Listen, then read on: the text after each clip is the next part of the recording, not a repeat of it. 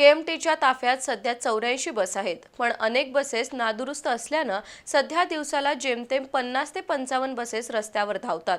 बसेसची संख्या कमी असल्यानं प्रवाशांना बराच वेळ बसची वाट पाहत उभं राहावं लागतं। त्यानंतर खचाखच भरून आलेल्या बसमधून दाटीवाटीने प्रवास करावा लागतो।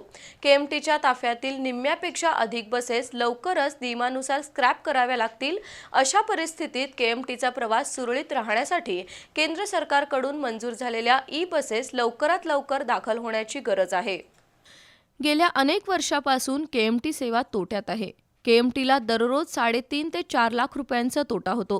केंद्र शासनाच्या नियमानुसार 15 वर्षांनंतरच्या 42 बस स्क्रॅप झाल्या आहेत। 2014-15 मध्ये केंद्र शासनाच्या निधीतून केएमटीला 75 बस मिळाल्या होत्या। त्यानंतर 2022 साली कोल्हापुरातील 3 आमदारांनी आपल्या फंडातून प्रत्येकी 3 अशा 9 बसेस केएमटीला दिल्या। त्यामुळे केएमटीच्या ताफ्यातील बसची संख्या 84 पर्यंत गेली।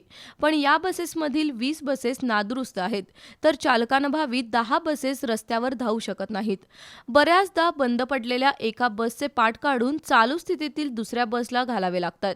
सध्या दिवसाला सरासरी 50 ते 55 बसेस रस्त्यावर धावतात, तर केएमटीमधून प्रवास करणाऱ्यांची संख्या दिवसाला 35 ते 40 हजार इतकी आहे। प्रामुख्याने सकाळी आणि सायंकाळी नोकरदार आणि विद्यार्थ्यांची केएमटीसाठी गर्दी असते, पण संख्या कमी असल्यानं केएमटीच्या फेऱ्या कमी झाल्या। परिणामी प्रवाशांना बराच वेळ बसची वाट बघावी लागते। त्यानंतर खचाखच भरून आलेल्या बसमध्ये उभं राहायला सुद्धा जागा असत नाही। एकीकडे केएमटीला केंद्र शासनाकडून 100 ई-बस मंजूर झाले आहेत।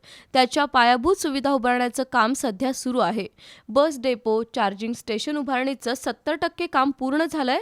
संपूर्ण निधी मिळाला तर ऑगस्ट ते ऑक्टोबर या कालावधीत 100 ई-बसेस केएमटीच्या ताफ्यात रुजू होण्याची अपेक्षा आहे। त्यानंतरच केएमटीचा गाडा सुरळीत होईल अशी आशा आहे।